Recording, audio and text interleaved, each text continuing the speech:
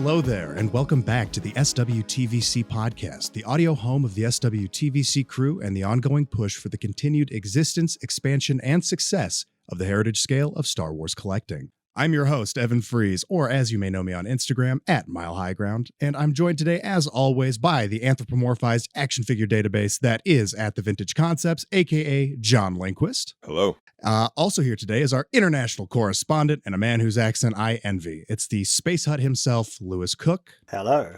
And no group chat would be complete without the bad boy of TVC, the man whose sighs can be heard around the world. It's at SW Collector 3.75, Tyler Frechette. Hello, everyone. Good afternoon. Oh, man. Or whatever time you're listening. Yeah, right. Yeah, what time is it for us right now? Morning or night, depending on where you're at. Good God. Evan, you're battling illness to be here. You're braving life and limb just to talk to us about TVC, and thank God for that. Yeah, anytime, guys. Apologies in advance to the listeners if I sound either sexier than usual or dumber than usual or more out of breath than usual. So it's been a fun day. They sent me home from work yesterday because I fell asleep at my desk twice. So, oh my gosh. Always a good sign. That's good, right? One of those times I was talking to my boss, I fell asleep mid-sentence. So, oh my gosh. So much for that promotion. Yeah, right. Woo, climbing on up the corporate ladder and then going home early. All right, guys. So yes, that's how I'm doing. How are you all doing? Good. Managed to stay awake during work hours for the most part, so I think that's a good sign. Yeah, I hear that's something that should be done. I have nodded off in my cubicle a couple times, I will admit it. Oh man. All right. Well, riveting stuff. Let's before we jump into the topics that I have here on the outline for today, let's just kind of chat briefly about mail call or a couple things that may be in hand right now. And that would be the new wave of TVC figures with Luke Skywalker, Cal Kestis, Cassian Andor, Vel Sartha, the Artillery Trooper, and the Klatooinian Raider. Mine was supposed to be here today, but it got bumped to Monday. Poor me. So I almost had it in hand to talk about today. But that's why you threw a sickie as well off work, so you could play with your toys. Yeah. I know. I was like, dang, man, I got to have those. So, Lewis, I know you've probably had these figures since the dawn of time. But just before Christmas, these came in. Yeah, literally a couple of days before Christmas. Okay, so they counted as 2022 figures for you, the way they were supposed to, apparently. Well, those were import stock for you, right? They're still not like on shelf. Yeah, no, there's still a lot of people in the UK that don't have these. Okay. Cool. Did Tyler, John, you guys have any of the figures from this wave yet? No, mine are en route from Big Bad Toy Store right now, at least the minty ones. And then I'm going to have more openers from Entertainment Earth soon, but not yet. Cool. Has Big Bad Toy Store actually shipped theirs or not? Because Entertainment Earth still hasn't yet. I think Pulse is the only one that I've seen so far, but I'm not really tuned into the Big Bad Toy Store. I believe mine shipped yesterday because they were cool, ready to. So they got added to my pile of loot. So nice. Sweet. I got the Artillery Stormtrooper the other day, and then there was a weather issue in Arizona, so I haven't gotten the others yet. As you said, there's weather in Arizona. Yeah, I said, what? it's hotter than normal, maybe. But yeah, Entertainment Earth is still showing May for the case, but Big Bad Toy Store is shipping out the Boba Fett Starship Slave 1. And they've been shipping that out. Pulse is about to ship that out, but Big Bad Toy Store is also shipping out the Indoor Bunker and the Speeder Bike way ahead of schedule. Yeah. So everything's kind of hitting again, which is nice to see. Do they get those through the normal channels, do we know? Or do they import them directly? Does anyone know? I think it's normal distribution channels. I don't know. It depends on maybe where they're located in the country or which ports they use or whatever. Yeah, I don't know. It's just so strange. You always place your bets on who's going to get it first, and then we're probably wrong. But there you go. My so Pulse was the first pretty much, and Big Bad Toy Store to get this wave out in the US at least. I saw GameStop actually moved them from pre-order to in stock, so GameStop has them. My Pulse order shipped from Georgia, so I guess anything near the Georgia port would have been the way to go. All right. Well, Lewis, did you like these figures since none of the rest of us can talk about them? So. Yeah, I do actually like them. I think it's a really nice wave. And there's criticism, people are saying, should that Vel have gone with that Cassian? I get that. And you're getting people saying, oh, why only give us two? What's the point? We shouldn't, don't bother giving us two. But, let's remind people that when Mandalorian first came out, we had, 4 figures for a long, long while before we got anything else. Mm-hmm. And those 4 didn't go together brilliantly. I mean, okay, we had a stormtrooper, but you've got to give them a chance to get and build on some of those things. I agree that perhaps if you're going to just do 2, it should be 2 that will interact. But you know what? When that new Cassian comes out, that Vel will go with him. So I think it's, if anything, the Cassian's going to be the odd one out, although we do have the Disney droid. But I like the wave. The Cal Kestis is great. I can't fault it. It's hard when I'm sitting here and I've got these and you haven't. I don't want to gush over them too much because I think I like people to experience it themselves, really, in some ways. Yeah. So, but no, I like it. In total, few things I sort of could say could have been a little bit better, but overall, I like them. Yeah, I saw a good friend, Toys of the Way. He used sort of the spread out open hands from when Luke does a handstand on Dagobah from the Cave of Evil set.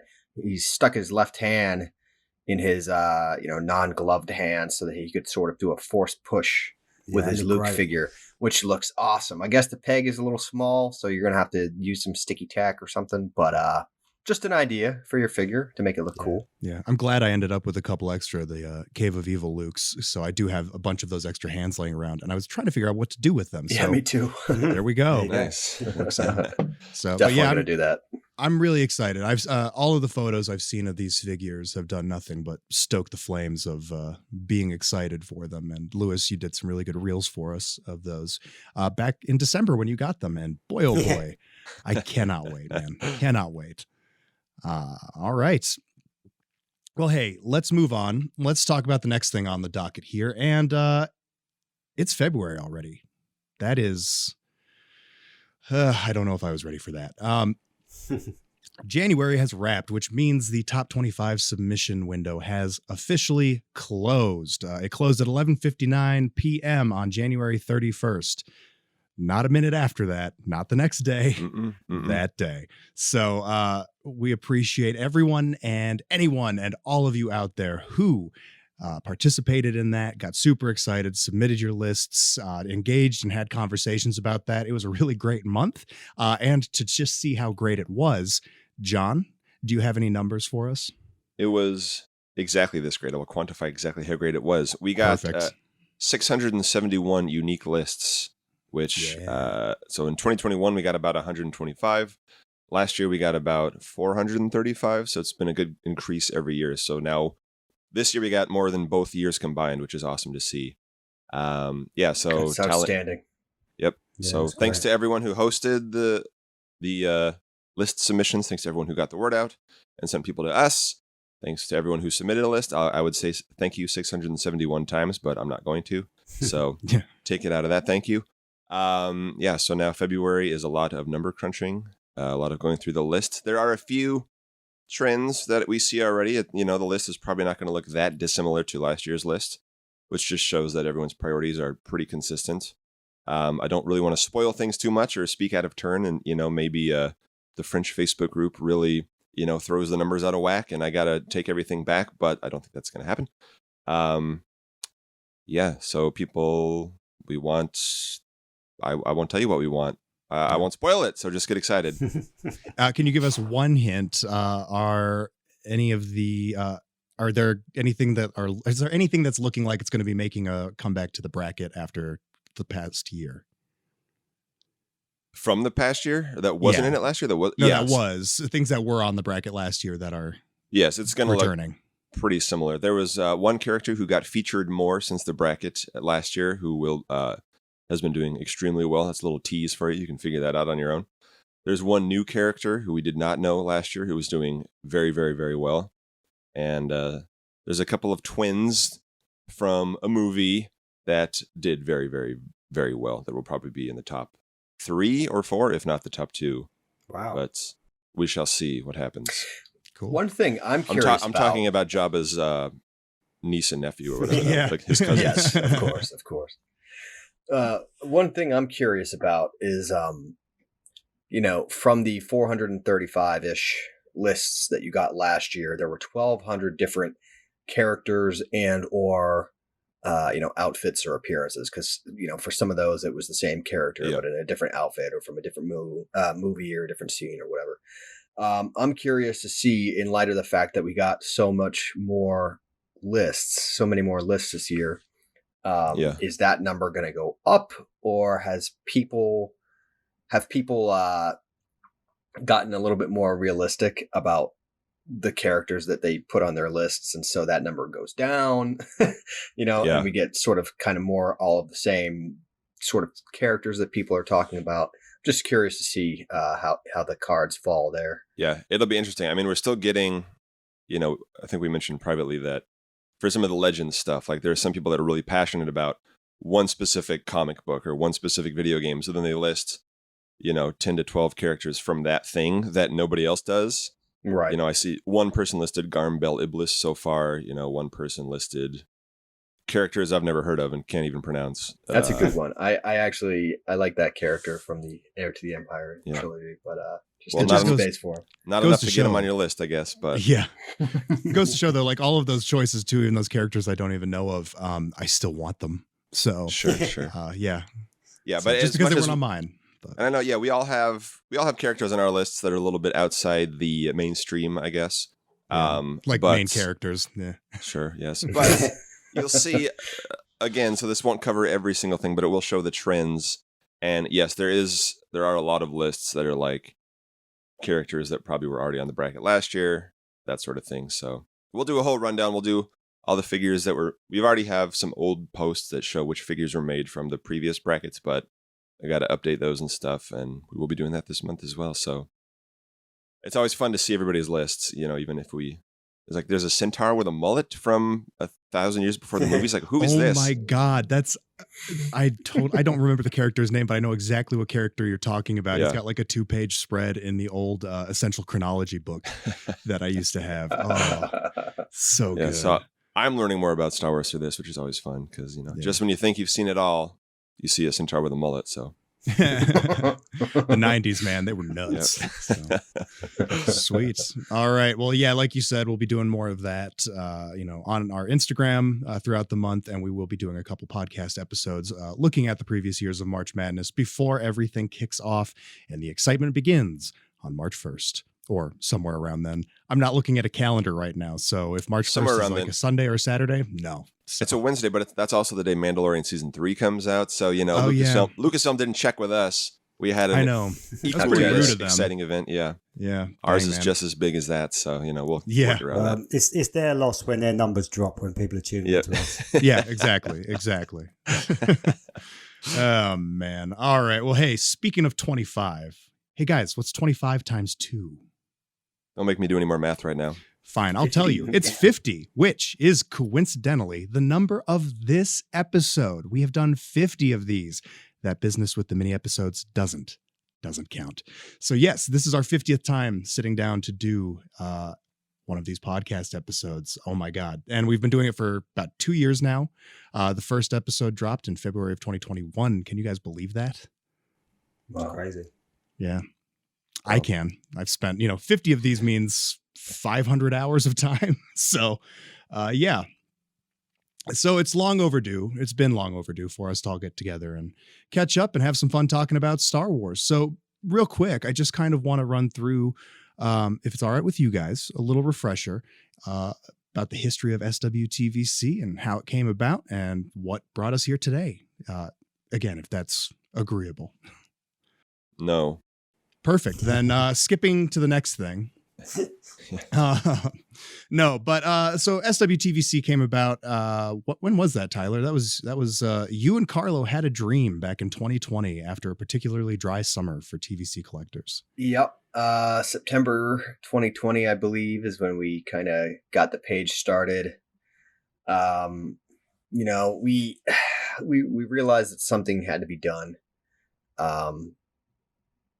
We wanted to sort of make 3.75 more visible to people on the Instagram platform. The Black Series and 6-inch kind of was dominating figure photography at the time, and maybe you could argue that it still is, but there was no consolidated place for 3.75 inch Star Wars photography. Lots of people had sporadic pages, but we wanted to, like the Black Series Instagram has a page where it's sort of like an art gallery, so to speak, where they feature community photography, and we wanted to do the same thing just for the vintage collection and 3.75 Star Wars in general, because we felt that it was important to show that, hey, 3.75 can be cool too, to the young generation that's being that's potentially impressionable and could become new collectors of this line. So that's doing our part to continue, this hobby and this fan base. So. And then you guys, it went fast, if I recall correctly. Carlo had a logo, we had the page, and then I remember you guys reached out to me on a whim. Thank you again, asking if I wanted to hop on, and I thought sure, but I want to bring this guy with because I don't do anything without John. So, especially when it comes to Star Wars, yeah. So. Yes. As I said at the top of the show, walking, talking encyclopedia, especially when it comes to the toys. Good God. And so, needing the help pretty quick. I think we didn't even make it a few months before we were like, we got to have someone else on the team too. And that's when Lewis, you kind of popped up and we're like, oh God, this guy he's always on it. He's always around. If I recall correctly, weren't you, Lewis, one of the first to submit your top 25 list for the first March Madness? Possibly. Yeah, possibly. I don't know. John will probably know that. But it was a great idea, I think, to put together something that people can use as a hub for the community, isn't it? And that's what I like about it as well. It's somewhere that people can focus on. We do the daily focuses, don't we? Like the Trooper Tuesdays and the Faction Fridays, and I think it gives people something to just come together a little bit and celebrate Star Wars rather than moan about it all the time. Absolutely. And I think that's where, and that's why I like the idea of it. And yeah, when I think Tyler reached out and sort of said, yeah, do you want to join in? And yeah, I was like, yeah, why not? Let's do it. And it's been fun. I've not regretted it at all. So that's the other great thing about it, is that it's a place where, artists and collectors can network and grow their audiences and their, we do this sort of mutual community growing. But you guys have been absolutely instrumental with helping and making this, this page and what it is and what it can do, between your, editing skills, podcast, YouTube, various images, reels. I mean, just, you guys are so talented and so important and critical and crucial. So thank you for everything that you guys do. Seriously. I just deal with bots and annoying people. Well, in DMs. well, thank you guys. I'm just kidding. Yeah. Not all of you are annoying. I love you guys. I'm happy to engage with the community when I do, but I'm also happy that mostly falls on you two, Tyler and Lewis. So yeah. Also, Tyler, I won't take much credit. I mean, Tyler definitely puts in a lot more hours dealing with people than I do. Yeah, thank God for you, Tyler. I don't know how he does it sometimes, but yeah. Well, sometimes they catch me when I haven't had my caffeine yet, and God help you. But no, it really helps too having somebody in the UK, because Lewis is usually 5 or 6 hours ahead of us, and so he can get the day started earlier and get some of those posts up earlier, and it helps sort of make the posts more continuous. Mm-hmm. On almost like a 24-hour, cycle, instead of just East Coast time or West Coast time or whatever. We have people spread out across 7 time zones or something like that. I don't know, something like that. Yeah. But yeah, man. It's fun, man. And kind of, you touched on it, of having wanting to have a community, for 3 3/4 inch Star Wars collectors.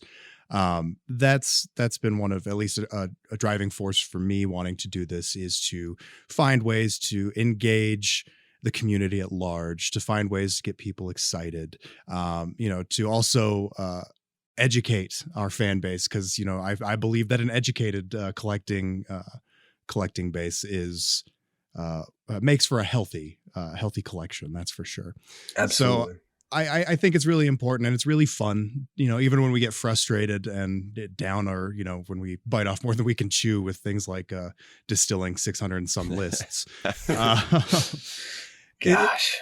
It means a lot to me to know that there is a group out there that, of course it means a lot to me. I'm on it, but it means a lot that there is this that we can do, and we can at least try to make actionable differences when it comes to the hobby that we love. So thank you guys so much for being a killer team, and for not only doing 50 of these podcast episodes, but for, over 2 some years of doing this stuff. So I wrote down here on the lists, what do you all get out of this? And not the money, that's for sure.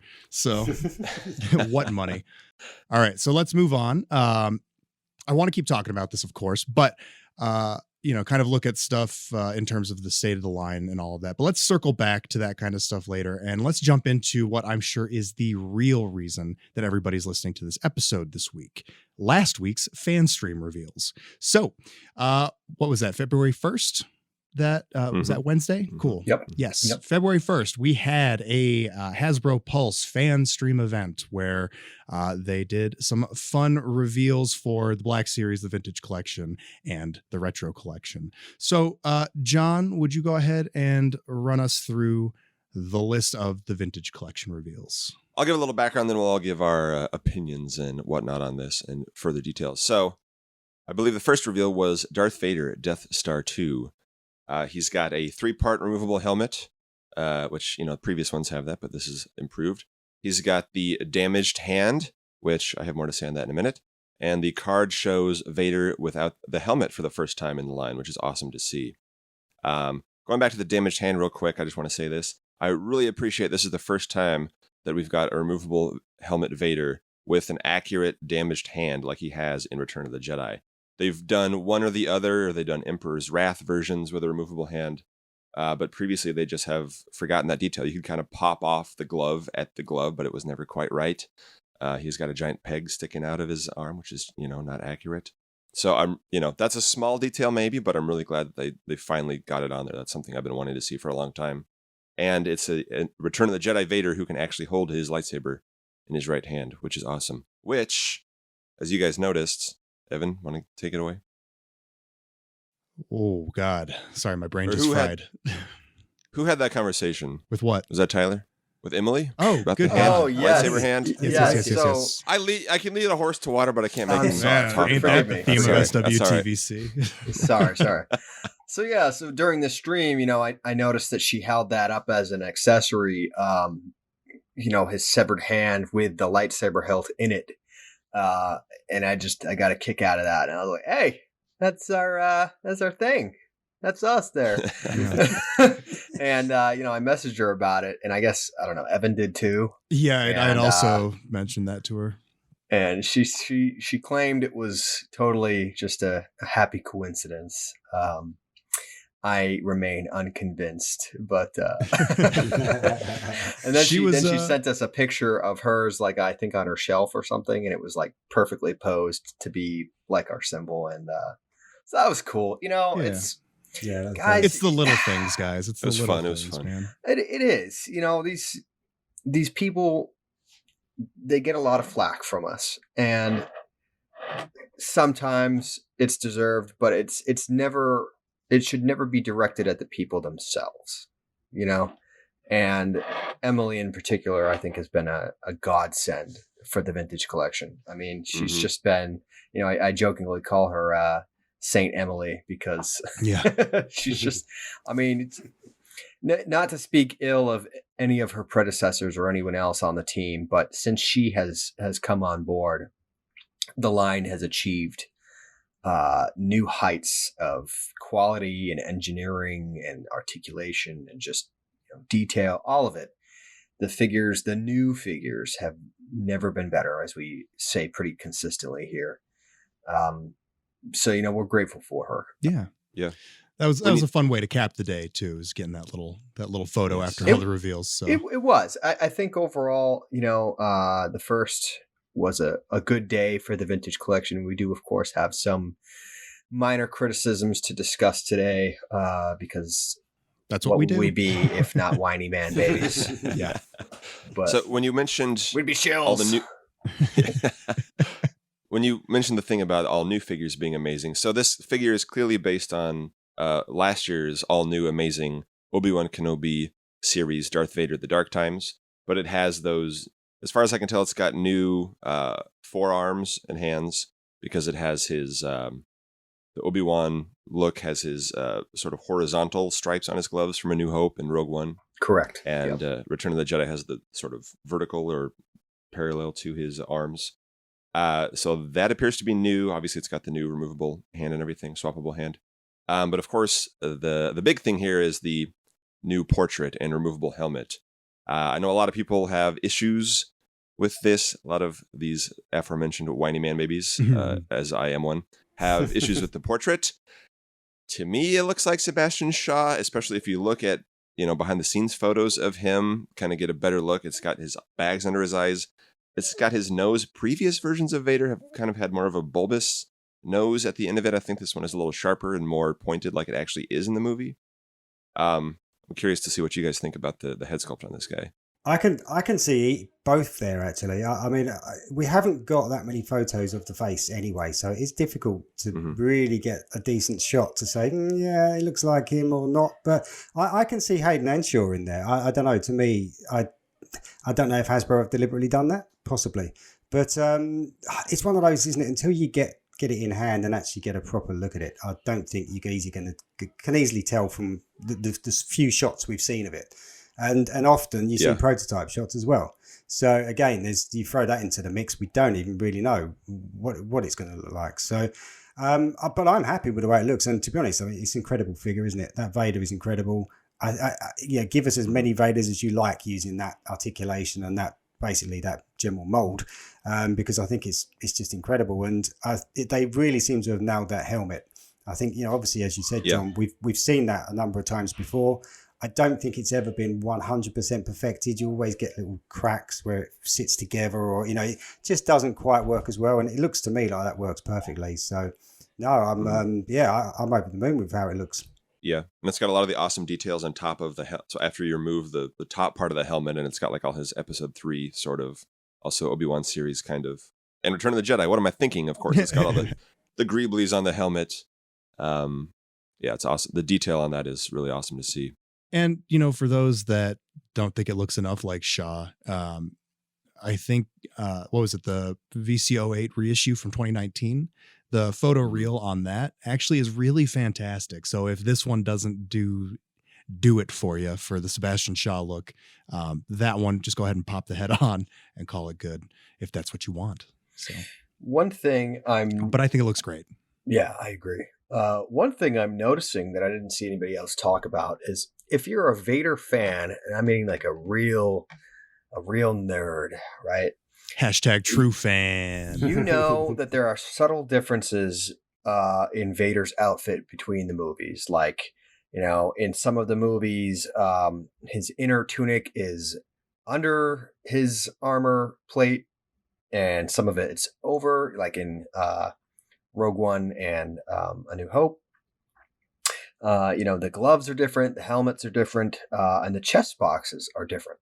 So I have a Dark Times Vader here in hand, and the buttons on his chest box are painted differently on the Return of the Jedi one here, because I'm looking at it, and on the Dark Times Vader, his two buttons there on the top right are green and red, and then the 4 switches on the bottom are white, and then 3 gray switches.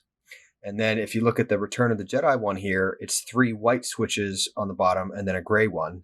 And the buttons in the top right are blue and red, just like it is in Return of the Jedi. So, it's just a small thing, but the attention to detail there is really appreciated. And very cool. So bravo Hasbro on the small details there, because they matter. People notice this stuff. Mhm. So they can get a few buttons coloured right, but they can't get a pair of legs. Yeah. That's all I'm saying. All I'm Hey saying. man, paint is a premium, so they gotta use it wisely, right? So One thing, speaking of the chest box on the card, if we can move to the card now, I noticed I'd never noticed before. I don't know if it's in the scene. I didn't check, but on the image, his chest box is like really rotated and kind of like falling off his chest almost. If you've seen it on this card back, which I think is interesting. That's just a funny little thing that I've never noticed. I love how the images in the movies, they reveal things I've never seen before, but that's kind of fun to see. But we had the previous on the Emperor's Wrath Vader from 11 years ago. It had his pointing alternate Return of the Jedi card back, and I sort of wondered if they were going to use that again, but I am really glad to see a debut image this time, which, is, we have a few of those for the original trilogy, especially Return of the Jedi in TVC, but we got 3 this week, which was awesome to see. So, including Admiral Piet, the infamous rank badge. Oh God, here we go. But as we've said, yes. So the figure itself, I think, looks incredible. It's the first Piet in 3.75 inches since 1998, which is insane, which is awesome to see, and it's an all new Imperial officer. 25 When I say years. all new, geez, wow. Or 24 anyway. yeah. Let me caveat real quick some of the arms and stuff. I never know, like, some of these more plain sleeves and things, what's new, what's being reused anymore. I'm going to say it's all new. When Evan does the year-end roundup of which parts are completely 100% new, it's getting hard with some of these arms and legs and things. But whatever, he looks fantastic. He looks amazing.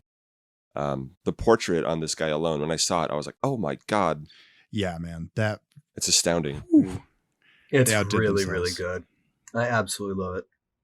I won't belabor the rank badge too much. I don't want to say that my disappointment there has completely, dissipated or evaporated, because I still would have preferred the Empire Strikes Back one. But when I see this figure, as a prototype instead of as a little tiny grainy picture on the back of a card, it's just gorgeous. I mean, this figure is amazing, and I love the card back too. With the Death Star in the background, just super cool choice for an image. Really perfect choice. And I think Piet looks absolutely fantastic. It's very exciting to have an Imperial officer buck to work off of now for other a multitude of other officers. It was also nice. One thing to note is that a lot of people were like very loud about Hasbro, please do not make a torso cut. Please do not put a torso cut on Piet. And they listened. As we can see, there's no jarring torso cut. So really appreciate that. It was really nice that they listened about that. I think the portrait's incredible. It's nice that they packed a blaster in with him, because he doesn't even really use one in the movie, so they could have gone cheap on us and just not included anything. But they did. They included a blaster and a removable cap, which I was really hoping that they would do for customs and the like, because now you can buy this figure and do head swaps and create other captains or whatever. Captains. But people have said that the hat looks too big. I don't think so. I think the problem is that his hat's just sitting a little too far back on his head. And it's creating this sort of shadow and making the hat look bigger. I think if it was, if the brim of his hat was further down his forehead towards his eyebrows, it wouldn't look so bad. But they have it so far back on his head, it looks kind of big. We'll see. We'll see when we get the figure in hand, but I think it looks fine. I'm gonna add my voice to the chorus of it looks a little too big, but we'll see. We'll see. Before you move on from Tyler, can you just do a bit about the cylinder? The key cylinder thing in the pocket, because you probably know more about that than the rest of us. Well, So Chris Swansky of Bantha Skull made a really good he noticed something, and that's that, as you can see on the card back image, Admiral Piet in Return of the Jedi has one code cylinder in his left sort of, chest slot there to the left of his rank placard there, his rank badge. But then on the prototype that we're seeing, there's a code cylinder in each of the little pockets, which is not correct. But then when you look at the carded sample and you zoom in, it is not present, which is how it should be, because that's how he looks in the movie. And, people might say, well, what's so important about that stupid little, code cylinder? Well, first of all, obviously we want our figures to be accurate and realistic. But beyond that, the code cylinders for Imperial officers are actually part of their rank, because code cylinders, grant access to different things. And I don't know if that's like being able to patch into certain doors inside of a Star Destroyer or certain files or, whatever. But it's basically like a clearance, sort of, right? So the more code cylinders you have on you, the higher your clearance or access is. And so it is part of your rank. So if you look at like Thrawn, for example, he's got 4 code cylinders, 2 on each side, right? And I think Tarkin maybe does too. I don't know. Someone's going to yell at me for being wrong, but anyway, the point is, it's part of their rank, because you could have a captain with 2 code cylinders and a captain with 1, and basically the 2 code cylinders means he has greater access, so he would have more seniority, basically. So one thing I want to say about the code cylinders, because we moved on, we've accepted the rank badge, so now we're going to obsess about the code cylinders. But so yes, I'm glad that the Piet is accurate, and it is also accurate to his Empire Strikes Back captain appearance. Yes, with the 1 on the left. It's also accurate to Commander Garant, the guy who's next to Piet on the Star Destroyer bridge when they die, when the A-wing / car on set, whatever that was. Did you say Commander? Garant, yes, that's his. And they're wearing the same rank badge, huh? That's in Return of the. Take it up with Richard Marquand and George Lucas. Don't take it up with me. I'm just saying. May I just interject quick for those who didn't listen to the most recent Q&A? When we asked about it, Chris Reif on the Hasbro team mentioned that he and Emily are very aware of the rank badge thing. Yeah. So it's not outside the realm of possibility that we will get a 6/6 version. Yes. He said to, quote unquote, be patient. And then, yes, on the most recent, when they were, I ain't done. Okay. Sorry. Go ahead, John. Let me go back. Yes. So we're talking about things that are accurate to Return of the Jedi. This figure is accurate to Return of the Jedi. You can have your issues with that, whatever. So Commander, it's also accurate to the guy who stands next to Piet, Commander Garant. So if they wanted to, they could make that guy as well. He'd be great in a multi-pack of some sort. However, the one that has a code cylinder on each side is accurate to Moff Jared from Return of the Jedi, which we know is also pipelined for this year. Right. So I sort of wonder if they grabbed the wrong chest when they were filming the figure or something. That's a little sneak peek for what Moff Jared might look like. I think different. But also, does it indicate belt buckle might be a little different? I was saying, does it indicate though they have got the ability to swap it in and out quite easily? I mean, I assume it's not too. Yeah, I don't know. Mold, 2 different tooling. Something interesting to know as well for another option is Captain Nita. Obviously has the same rank badge because he's a captain. But anyway, he's also got only the 1 code cylinder in the top left there. So they could literally reuse this entire body for Captain Nita and just give him a different head and put him in the vintage collection as well. So what I'm saying, or what I'm seeing you guys here are kind of leading to in my mind, would be a Imperial Officer Troop Builder 4-pack with all the minor differences. So 2 code cylinders 6/6, 2 code cylinders 3/3, 1 code cylinder 6/6, 1 code cylinder 3/3. So like Lewis said, do they have to? Yeah, I don't know if they have to tool up an entirely separate chest, because they can clearly use these for a lot. You can use it for Nita and Garant and all these things. Yeah. Because even the badge, I know it's a prototype, but even the badge does look like it's raised. I mean, you sort of wonder, is that clipped in? Is that removed? It might not be removable. It might be glued on, but it may be a separate piece. Yeah. Which would be quite nice. I mean, for customizers, if you could get that off, it would be amazing. Tyler would be picking them all off. Yeah. This is this Piet though is what I like to see in the line, and same with the Vader that we just saw, with being based on the Dark Times Vader and just reusing that with little updates and tweaks and additions here and there to make things that are different.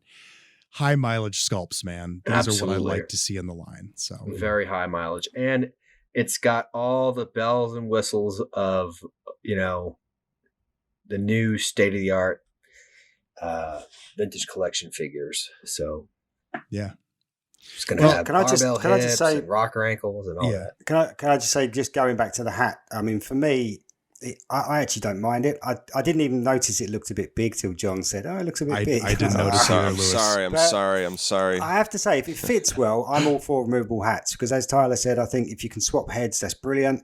I think when the recent Bespin guards came out, Hasbro got quite criticised because people were saying, "Oh, if only you could take the hats off, you could, you know, you could put different heads on, and you know, you could customise them." And I know some people did get them off because I think, again, if you heat them, you can unglue them. But then I think back to the Bespin guard that came with the Legacy collection, and his name I can never pronounce. John, you probably know it. I don't know. There's Utris Mtok. That's the dude. His hat looked what terrible. Is that? Why would His you hat, yeah. But his hat was terrible. I mean, I as great as that figure is, I absolutely hate it for the hat. And so, as long as those hats on these don't come out like that, where they're sort of perched on the head and they don't fit properly on, then I'm all for removable hats. See, Lewis, that's a problem that we would never have to worry about if there were action figures of us, because we're little bald boys. So hats just fit on our heads. So one thing, I can't fit a hat on my head because it's enormous. But slight change in topic. Sorry. One thing that will be interesting to see is how well this figure can sit. You know, with the plastic lower, you know, tunic.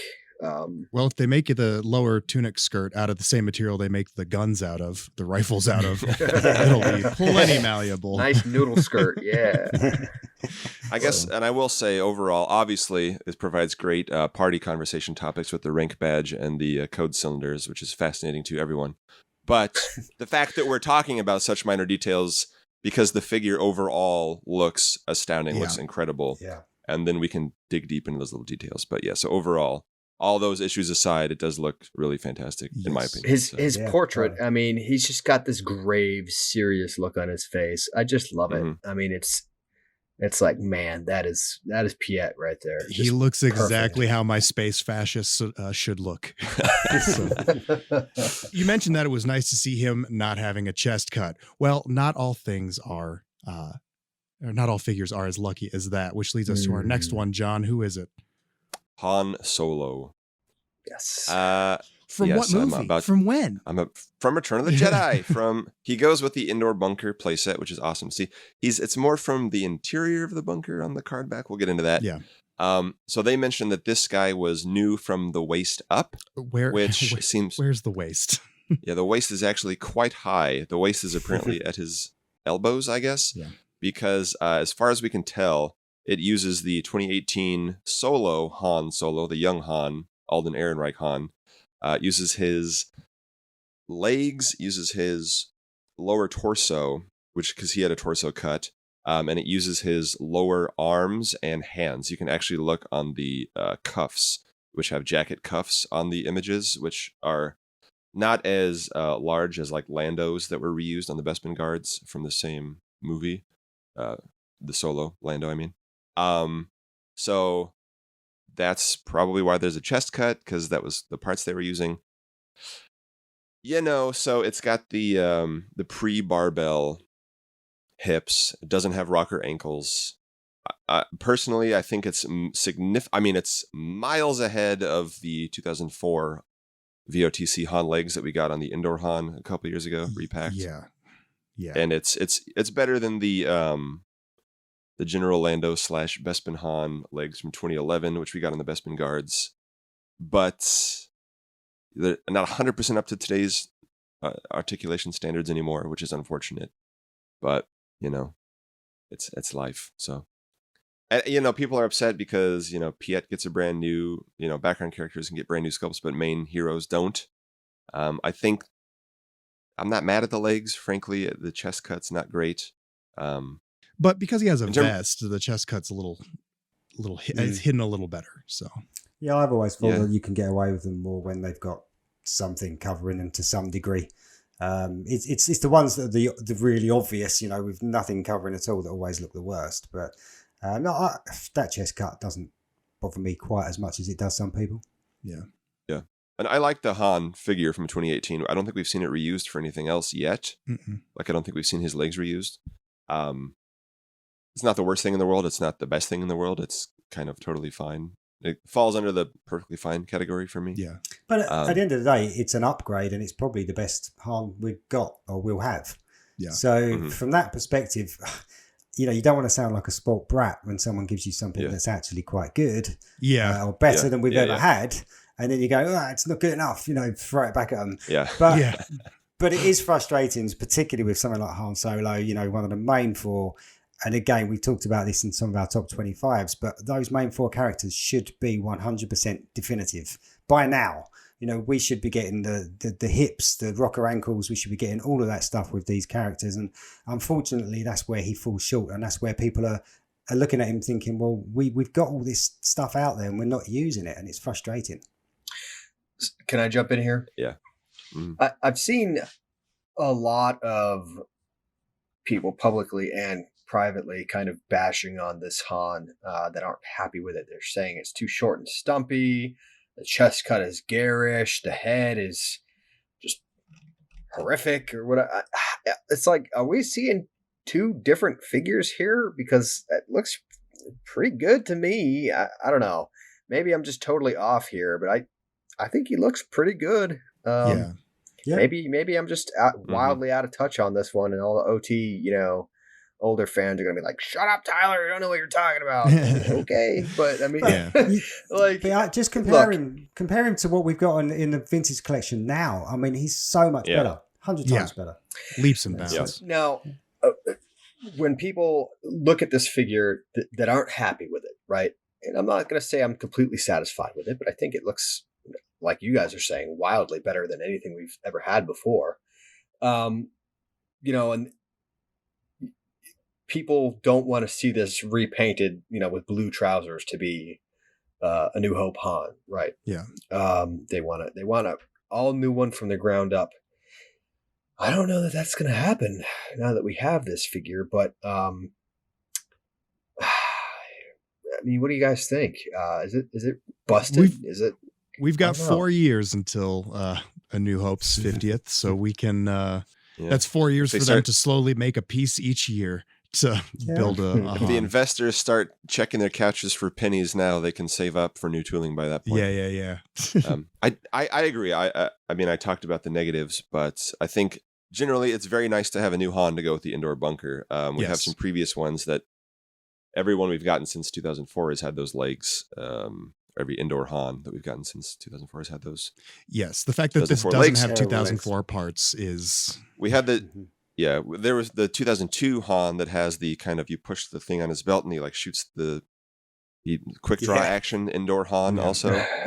I'll say the new head sculpt, I again, Return of the Jedi, the costume department, the hair department was not quite as on point as it was in the previous movies, because Luke, Han, and Leia, their hair in these movies, they had just got it. They went to Supercuts and got a coupon or something, because I don't know what's going on with their haircuts. But it's recreated well on the figure, I'll say that. Yeah. Oh, wow. I think I'm getting my Pulse delivery right now, live on the podcast. Can you believe it? Riveting stuff. So I just buzzed him in. Sweet. So, yeah, I think the head sculpt he looks a little young to me in the head sculpt, but I know a lot of people are very happy with it. Again, sometimes these preliminary images don't match the final figure. Not to complain. I am happy with this figure. I'm just, again, I like to nitpick on the podcast because why not? Yeah, exactly. That's why we're here. I'm curious to know if the trench coat will fit on him. The trench coat from the terrible hand that we have got. Yeah. That trench coat was doing a lot of heavy lifting. That thing's going straight in the trash. Well, it'll be interesting to know. I mean, I'm not asking for a repack of that, but you have to wonder, is this going to come out again with a coat somewhere along the line, even if it's in a set or something like that? They're getting better with soft goods, so it would kind of be nice to see a new effort at making that trench coat. But anyway, well, should we move on to the next guy? Just to say about the card real quick. yes, it's got as we kind of mentioned, it looks to be from the deleted scenes we saw in the Blu-ray, where they're inside the indoor bunker, running around and blowing stuff up, which is kind of cool to see. That's the third debut image from Return of the Jedi on a TVC card this week, which is awesome. I love that kind of stuff. So, yeah, cool to see that. I dig it. There you go. Sweet. All right. Well, let's move on. Who is it? It's the Weequay Skiff Guard. Ah. It's a repack from the final wave of TVC 1.0 in late 2012. It was the Amazon exclusive wave. They've been repacking a lot of those guys over TVC 2.0 because it was kind of hard to get originally. I think it's pretty expensive on the secondary market, and it was one of the vote from the vault options. This was pipelined along with the other Skiff Guards that we know are coming sooner than this guy. Do we know that, John? When are things coming? Who knows? Yeah. The Pulse guy is probably delivered that. The FedEx guy is probably delivering it to my doorstep right now. I haven't even ordered it. But as with the other Skiff Guards, it had some mismatched joint colors a decade ago. So hopefully they've tightened those up. Goes with the Skiff, all that stuff. Nice to see. Would like some new figures to go along with Jabba's Palace and Boba's Palace and the Skiff and Sail Barge. But this is a good one to get back out there. If you don't like it, don't buy it. And it has that shiny new Return of the Jedi 40th anniversary logo. And it's a good figure. It's a fine figure. This is one I actually am pretty excited to get because I only have a carded version from my past few years of collecting. How much did you spend on it? Answer me. Probably like 90 to 100. Oh my God. Okay. Yeah. So I don't have a carded one. I think that was this one. Yeah. Yeah, that sounds about right. It's VC what? VC 101. I don't 102. I was going to say 103. So yeah, no, the VC 102 is Ahsoka, right? Or Obi-Wan. I don't want to spend any more time on this. I don't know. It's anyway, it's whatever. I got it. I got it 2.5 years ago, 3 years ago. You of course overpaid, so you guys are all welcome as always. What I do, but yeah, it will be nice to have a version that I will feel less guilty about cracking open. So. I do like plenty of these TVC 1.0 refreshes. I don't love the price, but granted, compare it to the price that I have paid for the originals just to have. I guess I have no leg to stand on. But again, I will just mention that there is no consistency to my moral arguments and stances, so don't worry about it. So I think it's nice. It's not an essential thing. I'm still a little curious as to why all these reissues are mainline now, but whatever. Again, careful what you ask for. So I'm quite happy to see him if his joints have been changed. I mean, on that image, it does look like his knees have been matched in colour, doesn't it? Again, whether that's it wouldn't be a prototype. Would it be a prototype? I don't know. But if they've genuinely matched the joints, then that's enough for me to pick it up because then it will be a better version than the one we've got. So, yeah, I'm not going to go out and buy hundreds of them, but it's worth buying for that. Do you remember Zutton, though, that we just got a couple of years back? Yeah. The first batch had mismatched joints, and then they did a running change that the second batch had the matched ones. So, I have both. Yeah, I spent a lot of time trying to find both in stores. I actually went and hunted those both down. Because I felt the need to have even the wrong one as well as the right one. But there you go. Same, man. For those of you who own the original 1.0 Weequay, his Vibro Axe there, or whatever it's called, how's the paint job on that? Because in these promo images, it looks like one solid piece of plastic with no paint on it, really. I think I'm still setting up I finally got a new end table for my barge and skiffs and stuff, so I'm still setting it up. But I believe it was the same. Okay. Lewis has it in I've got it here. Look, it's actually got some two-tone on it, I think, in terms of paint. I don't know if you can see if that's focusing at the top. Oh, yeah. But it's actually one of the better ones that have been decoed because they've got some that are just one colour. Yeah. It has it's actually there are better ones than this, but it's not two tones actually. But it's, I don't know. It looks better than that one in that image. Yeah. It's looked a little thin. Some light was shining through the back of it, but we got options. Well, yes. Next was Clone Captain Hauser, yet another thrilling reissue. This one is definitely the reveal of the day for me. Yes. Wow, guys. Wow. This was another. Everything so far has been pipelined, so this was another thing we knew was coming. But It was nice to see the card. It's the exact same as the Clone Captain Ballast card from the Bad Batch 4-pack from last year. Which you can currently get for $45 on Amazon. Nice. Which means you can get the same figure with the same card, just with the wrong name, for $11.25. Or you could get this version for $16.99. Yeah. Since it is the same card, I guess we're assuming that it'll be the same number, right? They're not going to make two different numbers with the same card and two different names, right? Who knows say, what they but yeah. do. That would be big dumb. Insane. That'd be insane. Yeah. It's insane enough that we're seeing it anyway, but yeah.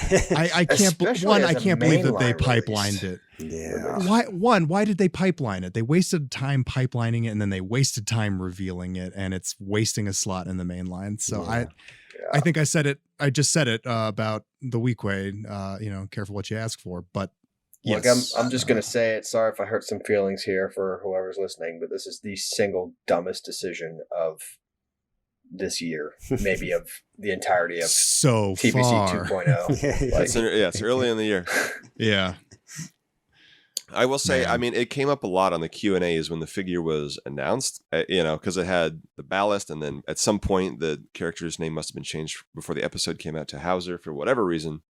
And we were just interested in the process. It was like, can you change this? Can you just go in your Photoshop file and change it before you print all these cards? Because I know you haven't printed the cards yet. It can't be that hard to do. And they're like, nope, it's physically impossible. But because they got so many questions about that, I think then they were like, oh, there's interest in a corrected version. yeah, I don't think not there in really the is. main line No. though. Like, I think there was interest in having it changed before it came out, or send us a sticker we can put on the figure. I don't know. It's a wasting strange a slot. strange decision. It's an interesting footnote in the line, that the fact that he has the wrong name, but it's not something I needed to see corrected in the main line for sure. no. Yeah. Not I especially as agree he's with you. not a particularly pivotal character. Right. Yeah. It's not like spelling Luke Skywalker's name wrong or something like that, which, funny enough, Yeah. has been done before. Good old Luke Skywalker. Skywalker and then Squawker. Squawker. Oh my god. But that's a Black Series figure I'll always hold on to. but it's interesting to see this guy. It's the exact same figure on that good old VC45 body. Maybe the last time we're ever going to see that body, because the very next reveal was a new clone trooper in Phase 2 armor. It's got a removable helmet, and I just pulled up one of my ARC troopers to see if any of the sculpting was reused, if the torso was reused, but to my eye, it looks totally new. The head does look very similar to what they've done in the past, so maybe that's reused, which is fair game. But like on the ARC trooper sculpt, his neck is really long to accommodate the shoulder armor, and his actual shoulder armor, the plain white shoulder armor, looks like a separate thing on the new figure. I don't know. So it looks 100% new is what I'm trying to say, I guess. It's based on the live action proportions that we've seen in Obi-Wan Kenobi in the flashbacks, in Book of Boba Fett in the flashbacks, most prominently maybe not prominently, but recently in Andor in the flashbacks. And it's on an Andor card, if you can believe it. I can. So now we have a whopping 4 Andor figures now, so back to what we were saying earlier, your Cassian, I think he can be displayed with this clone trooper, because it can be like his flashback as he's remembering them killing his father when he was a child, to recreate all these thrilling moments. Put a little thought bubble in your Yes. display. Yeah, so but so I know there's differences between the live action version as opposed to the CGI version, and we'll get into the differences with the animation version here shortly. But to me, just as a new clone trooper figure, it looks fantastic. It looks amazing. I'm glad that this is one that obviously we're going to see a lot of over the next rest of our lives. But along the lines The of next rest of our lives, yes. along with like Darth Vader, like we said earlier, this is one they can, it's nice to have a perfect, amazing, your mileage may vary, definitive version of this that they can now use going forward a whole bunch. To sound like Tyler for a second, I've seen a lot of people mention that the 2005 sculpt is better. Oh my god, they won't shut No. up about it. It's so It came out. annoying. It wasn't better. It came out when they were kids, so that's why they think it's better. Yeah. So that's why the retro collection exists, because, you know, those Kenner figures were better to people who were kids. Yes. So, Look, I'm sorry. If you think the quote unquote antenna mold, as they call it, sorry, I'm being attacked by my dog right now, so you guys can probably don't put this Chewy. in the podcast, Evan. It's in the video section. this is a very Chewy, cute I'm episode. trying to talk about clone troopers, boy. Someone wants some dinner, I think, by the looks of it. Oh my, go get your food upstairs. Oh, you trying, my trying to God. talk? Oh. No, I'm sorry. What does Chewy have to say I'm this so time? sorry, guys. Oh, I disagree, Chewy. I don't think the 2005 sculpt is better. You should leave. All right. Shh. Okay. Let me start over here. Okay. Look, I see it all the time. People are constantly commenting that the quote unquote antenna mold, as they call it, from, you know, back in 2005 is, you know, the best, and they'll never do it better than that, and they should just go back to using that mold. And it's like, no. No, this mold is so much better. It's got all the bells and whistles of, you know, everything that modern day TVC articulation can offer. Barbell hips, rocker ankles, you know, double barbell joint, you know, removable helmet head. And I think it looks fantastic. I think this figure looks really, really exceptional. And I look forward to this being repainted and to the nth power in different, you know, clone trooper colors.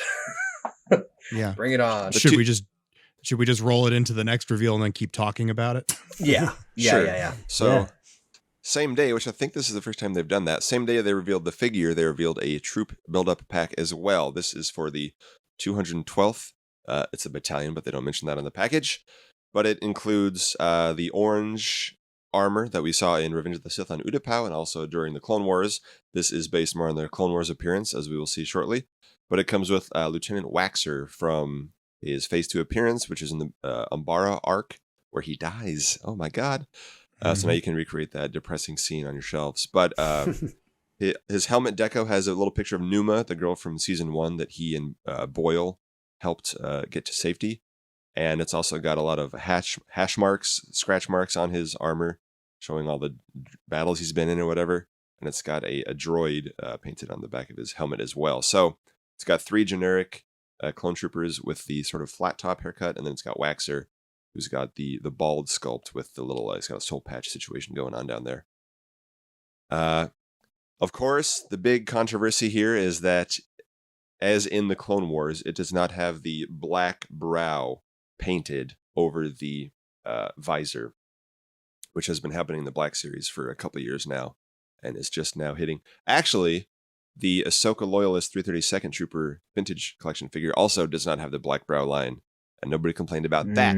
So you're all a bunch of dirty hypocrites.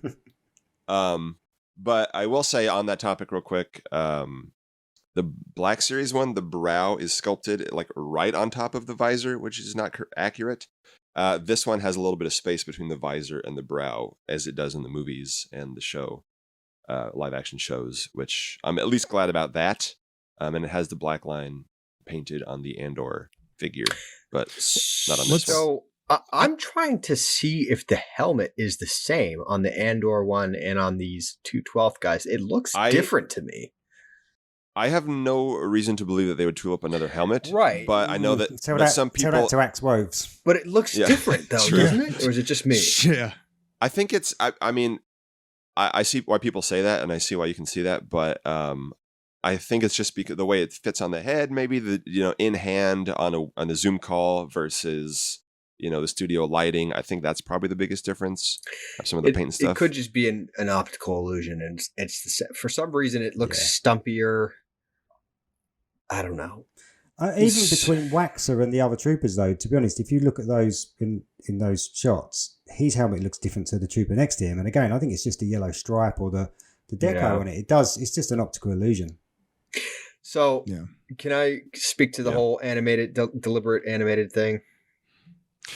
Before you do, I had a note for the clone trooper before this, where it's worth noting that We never ever had physical clone trooper armor. It was not used for the prequels.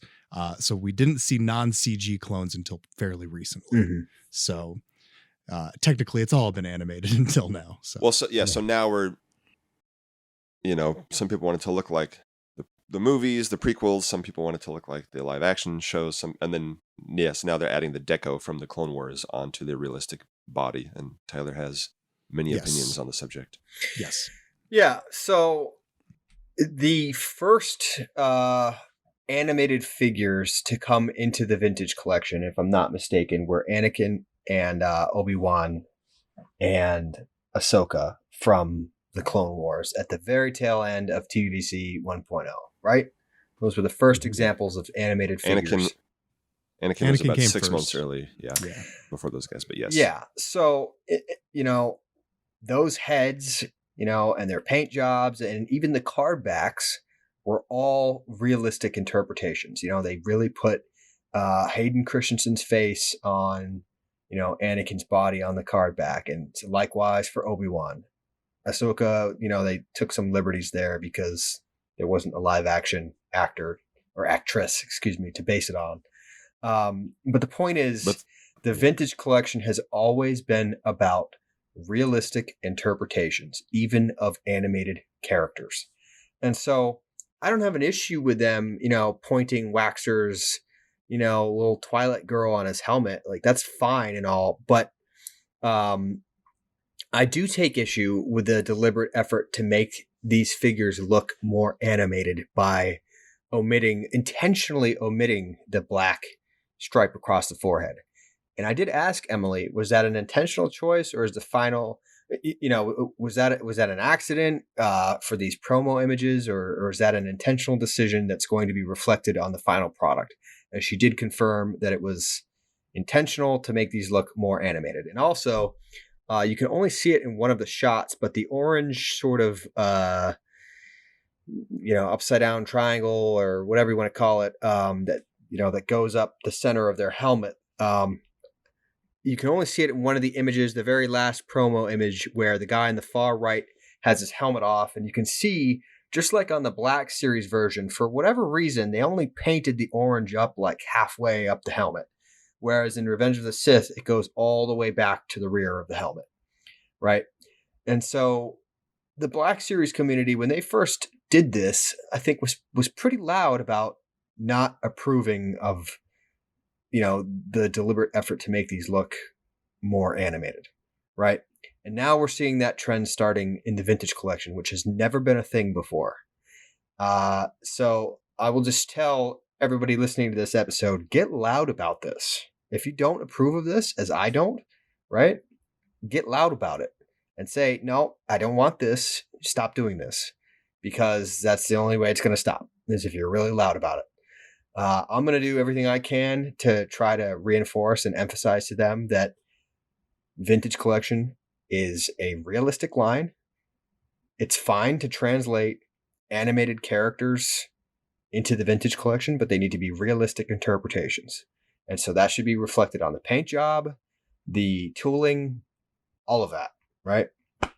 I think these figures look great. I think that Waxer looks awesome, especially with his portrait and his little goatee going on there. That's great. All of it looks great. And it sucks because when I first when the moment that they revealed that they were doing a 212th trooper pack with this brand new trooper body, clone trooper body, I was ecstatic. I was like, yes, this is so smart, right? And then I saw the lack of the paint job on the stripe, and I was like, oh, why did you have to ruin this moment for me? Like, God, can you just not do things like this? Like, it was very frustrating, and it makes me not want to buy as many of these as I would normally buy, because I would buy an entire platoon worth of these guys, but now I have to put tape on the helmets and paint the black line on, and it's like, I shouldn't have to do this. Stay tuned for that video.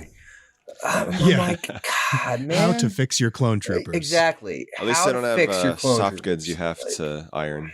Yeah. it's very frustrating to me, and it makes me not want to buy these. And Well, that cuts Yeah. into your profits, Hasbro. So stop what doing would you that. have if you had bought a bunch of these? Like, I normally buy multiples of the Troop Builder packs, Right. but because Waxer is such a specific character and he doesn't really blend in the way some of the other like commanders or generic rebel dudes can blend in. Yeah. Well, I don't know. What would you have done if you had bought 1 million of these sets? Like, you're just going to have a bunch of Waxer looking guys, or So change their helmets? I think that what I might do is send those extras to a customizer to, use some acetone and remove the Waxer specific paint decals and whatnot, and make him some kind of generic 212th lieutenant or something like that, right? Like from the comic books, there was that old comic 2-pack, right? And one of them was a lieutenant, and he had a paint job, I believe, that was similar to that, whereas he's got like a vertical stripe going down his helmet instead of the upside down triangle, and he had like a comma. Yeah.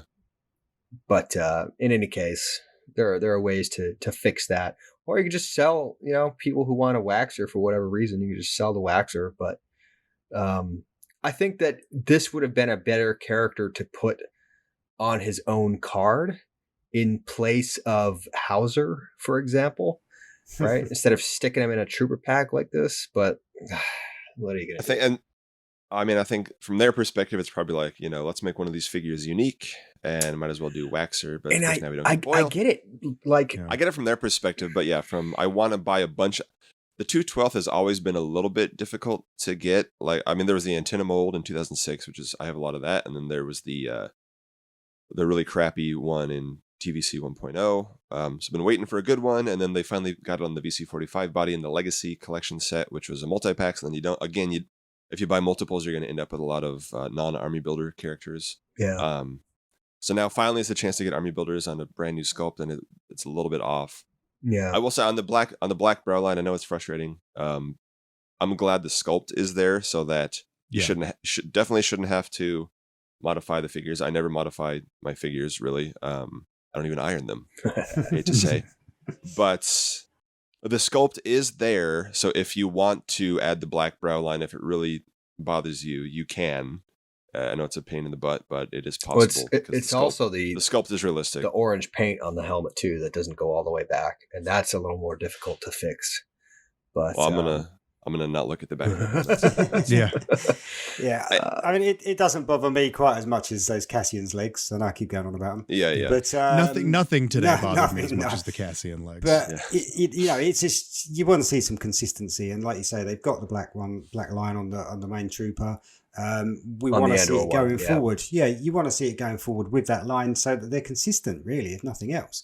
I mean, I don't look at these and think, oh, they're animated. The main reason I don't display animated figures with my TVC figures is because they just look wrong together, because obviously the proportions and everything. Exactly. So these will still look absolutely fine next to a TVC figure, but it's just that.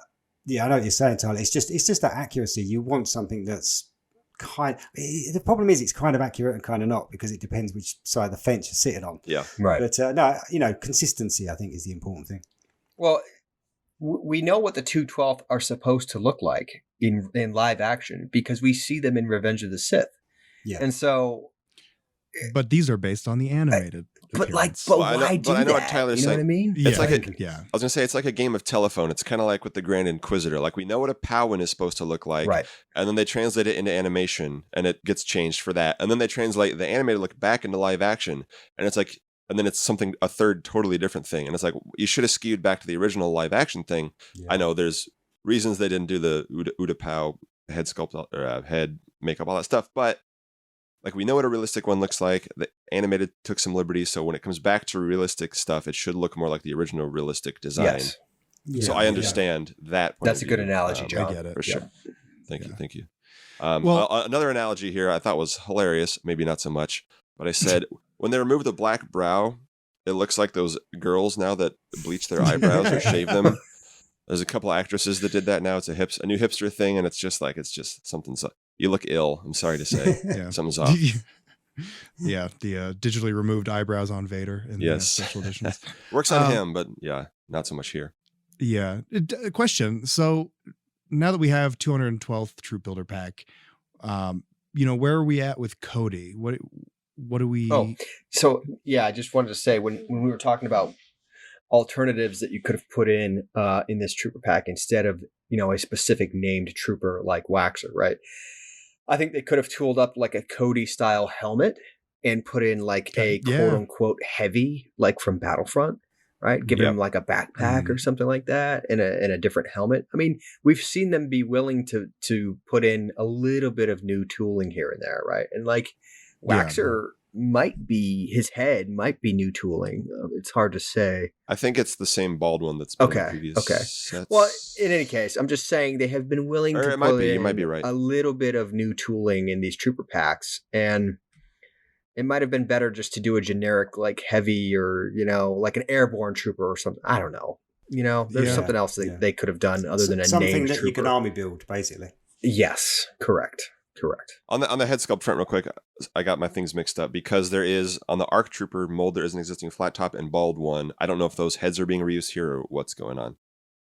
Another thing they could have done, I still want to see the airborne 212th Trooper, 100%. which I thought they could have. But now that we're on the new clone body, they can't just reuse the Purge Trooper sculpt, but they could have probably reused the helmet. Reworked the neck peg a little bit or something.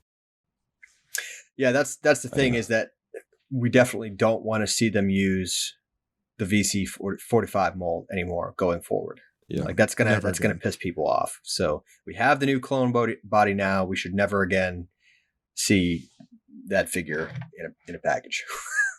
After Hauser. After Hauser. After Hauser. Yes.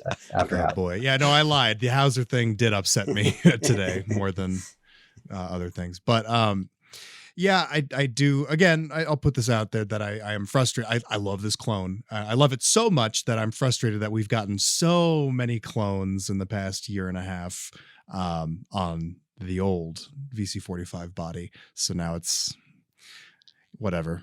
It's whatever. But I'm excited to get these. I know I said no army building for me starting this year with the price increases. Again, no moral backbone. I'll probably end up grabbing a few clones because they look that good. I'm probably going to grab like the power of a good figure for me. Yeah. So. If they were all generic, I would have gone absolutely insane and bought dozens of them probably. But I'll probably get a case of the Andor ones at least. So 100%. I'll get a lot of those because they work not just for Andor but for Bad Batch. There's not a ton of plain white Phase 2 clones in Revenge of the Sith. They're kind of sitting behind Obi-Wan and Mace when they're talking to Yoda on the way to meet the Wookiees, and they're kind of sitting on top of some gunships in the background of some shots when Obi-Wan's getting ready to go to Utapau, but they are very prominent in Clone Wars and Bad Batch, so I would be getting a lot for those scenes.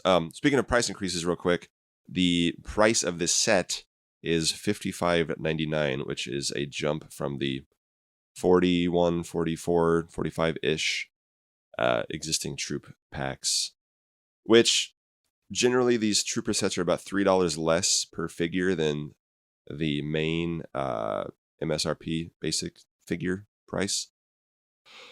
But because, everything's going up, this went up. It's just something to note. It sucks. That's the way of the world. Right? Yeah. Should we move on to the final repack of the day before we get into pipeline stuff? Sure. Let's do it. So Starkiller, Vader's Apprentice, VC100 is back. Mm-hmm. They pipelined him back at Celebration, I remember, so it's been a while. And it's just the exact same figure as that, but with photoreal now. Yep. This was something that was directly told to us way back when it was even pipelined, that it was just going to be the same thing. It was just a reissue. It's got the same expanded universe card, which we've seen on a few other reissues lately. But this is another one that was very expensive on the secondary market, despite a 3.75-inch Black Series repack in 2014, 2015-ish. So it's, Starkiller's still a popular character. Seen a lot of newer fans who were not able to get that figure. I still don't have a loose sample of that figure. And how much did you pay for the carded one? Gotta ask. Anyway, no, I think this was one that I actually did get back in like 2018, 2019, somewhere in there. So I got in there. I actually think I got a decent price for it. I'd have to look back at my eBay purchases, but I'd rather not take that walk down memory lane. So, I will. This is from the second game, right? Yes. I want to say. Yes. But he's got multiple, armor pieces you can put on and take off. He's got a lot of great accessories, which is awesome to see. So if you have the old one and want to display this new one a different way, you have options with all the armor bits and whatnot. That's exactly why I always kicked myself for not picking up a second one before, actually. Why didn't I do that? You can display it. It's 2 figures, effectively, isn't it? And I had this crazy idea years ago that just buying 1 figure was enough. And I don't know. But yeah, I've learned that lesson. I have learned that lesson. So yeah. I get that. I will be getting it. It doesn't look overly different than the photo real one, does it, to me? On the photo, on the promo shots. So I'd be interested to see what it looks like in hand, but it looks pretty similar. He'll have the lip filler now and all that stuff, but better eyes, I'm sure. But yeah, not wildly different, but nice to see back in the line again. And yet another vote from the vault figure. Yep. So there's one of those now that didn't get it's just the hover tank driver. Yeah. From TVC was it the 2.0, driver or the commander? I can never remember. I think it was the driver, but I don't actually remember. Well, either way, that was the one the only one of the vote from the vault. Yeah. So something about all these figures, they were not going up for pre-order. They're all these single figures are mainline. The Trooper Pack is a Pulse and Shop Disney exclusive, all coming this summer, apparently. And then we were like, no pre-orders at all. And then RNC PMK reached out a few days later. Let me just read what they said. Following the Star Wars fan stream on Wednesday, we wanted to clarify the availability of the revealed items. We've heard your earlier feedback on the number of pre-orders, and we have decided to adjust the number of them in the new year.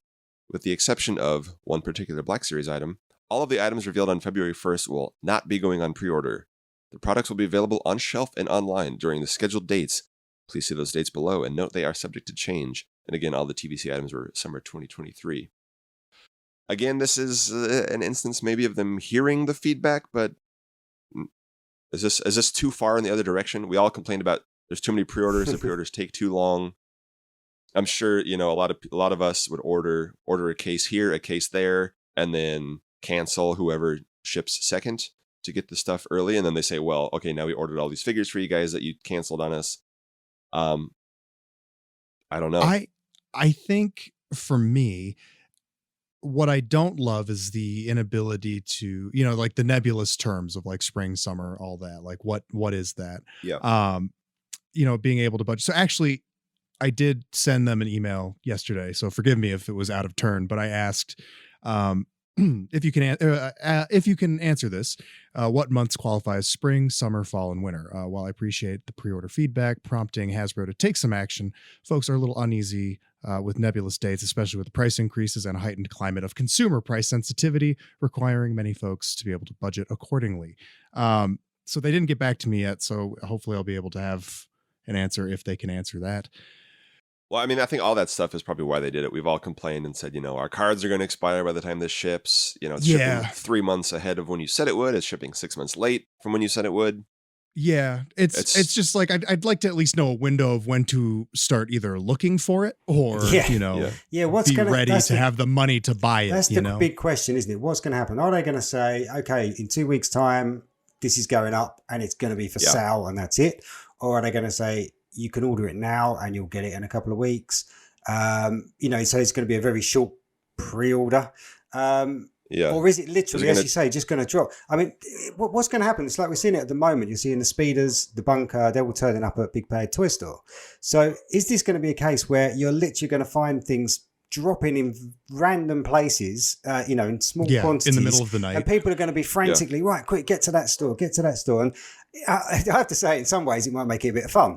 But it also does put that kind of stressful sortness on it where you're kind of thinking, oh my God, I haven't got that locked in yet. Am I going to get hold of that figure? And that's where it'd be nice to have some sort of idea of, is it literally just going to be a random drop, or are they going to just a little bit closer say, okay, we're putting type of like a street date on it, where we say, look, these are going to be hitting the stores, and this is the date you're going to have. Who knows? And I mean, we've only been doing this pre-order dance for a couple of years. Like a while, we used to just go to the stores and buy the stuff when we found it, or we'd see that it's on Entertainment Earth or whatever and order it, and then it would just arrive. I mean, there were some pre-orders here and there, but it's been nice to have. Okay, now is when this stuff is available. Go buy it if you want it. But there's been so many frustrations of. Plus, it gets old. It gets boring that you hear about a figure, then a year later they announce it, then 6 months later they put it up for pre-order, then you still got to wait another year to get it or whatever. Those are exaggerated dates, but you know what I mean. I get you. So there's no right answer, I think, but it'll be interesting to see. I think the biggest thing for me is that I liked the pre-order thing because it's like, okay, I'm guaranteeing this way that I'm going to get this stuff. Generally speaking, yeah. Right, with some. Few exceptions where things are canceled unexpectedly, but I think for the most part, you're kind of guaranteeing, okay, this is how I'm going to get my figures, and I'm guaranteed to get my figures, right? My issue with it is that you're not paying up front, you're paying when it ships, right? Or when it comes into stock. And so that's difficult to budget for, especially when it's projected. I'll give you an example, right? I always go back to this. The Dark Troopers, right? They were scheduled to ship out in March. They ended up shipping out like 4 months early, and I got a great price on them because of the Amazon discount that knocked like $8 or $9 off per figure, and that was going to save me like $300, right? But they were like, "Hey, we're going to ship your stuff later this week," and I was like, "Yeah, I don't think that's going to happen. I don't really have $600 right now," and so I had to cancel them. And I lost out on that deal, and I lost out on my 30 Dark Troopers that I wanted. And I'm still very unhappy about that. Very, very unhappy about that. And so it's like, if you're telling me that you're going to ship this stuff in March, then freaking ship it in March. And I know there are people who are like, no, I want my stuff as soon as possible. I want it to ship as soon as you've got it in hand. It's like, well, I like consistency, and I like things to be when you say they're going to happen, because it's very difficult for me to. I don't know about you guys, but I don't always have $600 just sitting around in my account that can be taken out at any time. Like, I'm not made of money here. I've got bills to pay. But the flip side though to that, Tyler. Let's say this clone trooper, this Endor figure, right? I don't know, let's say you think, I'm going to buy 4 cases of that. Well, at the moment, you don't know when that's going to drop. Right. So if all of a sudden, I don't know, hypothetically, 2 weeks' time, that drops and it's readily available there and then, you're not going to have the money still anyway. So I know. It doesn't work either way, does it? I guess. I agree with you. But here's the thing: if it's scheduled to ship, let's say, okay, so back in December, I think, is when they started shipping out, right? Or was it November, something like that, right? The Dark Troopers. December. December. Okay. For the Dark Troopers. So let's rewind to December, right? That would have given me 4 months to save up that money in preparation for them shipping out in March, right? Yeah. Because I'm like, okay, they're supposed to ship out in March. I know that I need to, squirrel away some cash and budget for that, because that's going to happen in March. You have a target. Right. Yeah. Right. But when you say, hey, this stuff's going to ship Friday, I'm like, well, no, it's not. No. Because, you can go to me. Well, but now, do you appreciate them saying summer 2023? So now we have a few. I mean, generally, summer can mean anywhere between, April to August or September or whatever. That's not super helpful. I don't know. Yeah, it's kind of just like, I'll be a little on edge. But I think, Lewis, you just mentioned that it's kind of it could be a little exciting. I just kind of thought of, getting on Instagram one day and seeing store reports of a new wave hitting stores and be like, oh, okay. Yeah. I don't get to do that very frequently. It's like, maybe I'll go haunt a couple stores over the next week on my way home from work and see what I can find. Sorry, John. So that latest wave I got was literally bought like that, because In Demand just dropped a thing on their site saying we've got some import stock coming. If anybody wants them, we've got some up. And so I literally bought that and got it within a week or so.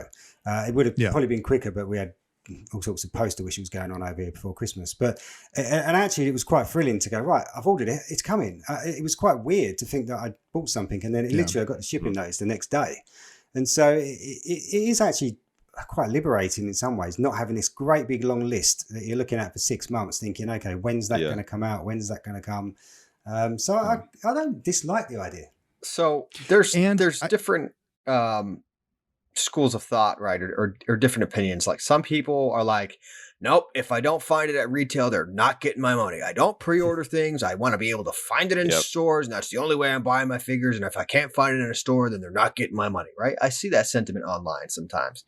For me, I didn't mind pre-ordering this stuff and having it shipped right to my door. I found it to be quite convenient, actually, because I'm guaranteed to get my figures that way instead of trying to go to 30 different Targets, right? Yeah. Like, who has the time? We're not all Chaz the Guru. You know what I mean? But at the same time, I get it. It's nice to find something in a store. I understand that. I do. I understand the magic feeling there. But the way it was of the hunt. Yeah, the way it was for me is like anything I find in a store is just a bonus, right? But at least by pre-ordering my stuff, I'm guaranteed to get the stuff that I want, right? Yeah. So no one's saying you have to pre-order this stuff. If you want to find it in store, you can go look in the stores when you see the store reports. Yeah. But there are just it's nice some to have people that absolutely refuse to use the internet. I don't know, but whatever. Yeah. Well, if I may throw this out there, I must confess, I went back in December and early January. I canceled all of my pre-orders. I have no pre-orders out. Was this during your Grumpy Beeps phase of during the Grumpy Beeps phase for sure? Okay. But this past week, last week, I guess, when the Luke and Cal wave hit Hasbro Pulse and was in stock and everybody was getting theirs shipped and all that, I saw that and I was like, oh, cool. And that'll be great. So I just kind of waited until payday so that I had extra cash to throw at it. And I waited a little bit and I just ordered them on Tuesday this week. And I'll have them in hand. I was supposed to have them today, day of recording it, but I'll have them Monday. But that was a really nice feeling to just order the thing, pay for it, and oh my God, I'm going to have it now. Yeah. Like that was awesome. So I do get it. Yeah. And I do want to also touch back on one thing, going back to with all the pre-orders, engaging interest with all these stores that get their orders canceled. If they get it second or third, people cancel their orders there because they got them first somewhere else. Will this maybe help with the overproduction issue that kind of plagued a couple waves in the line? Yeah, quite possibly. I think it could. I mean, I think pre-orders, if they work perfectly and everybody only orders exactly what they want, then stores can have an idea of, okay, we only need X amount of figures. But because we over-order and we play I'm that guilty game, of that. Yeah. Yeah, and I don't know how wide I did it. I don't know how widespread it is. But now they're still just going to have to guess. They're going to have to use their market data. They're going to have to look at previous waves and see how much to make. I think that it could help the overproduction for sure. Yeah. Or if they just order a set number of each thing, and then if they sell out of one thing, it's like, oh, cool. Maybe we can see if Hasbro can, provide us with more of those, or if something's wild. They can get a better metric of what's more popular. And this is kind of how they did the Emperor, the infamous Lando wave, right? It just kind of went up. They said this is going to go up and then it's going to be available for sale. And that's kind of how they did it. And it was nice to buy it. And then it came pretty soon thereafter instead of, set it and forget it. 8 months later, it ships. And you're like, oh, we've already talked about this figure and it's already old news to me kind of. Yeah. I don't know. So, okay. So that was the big news out of that. But, speaking of stuff we're not going to have for a long, long time, there were some pipeline reveals at the end of the fan stream.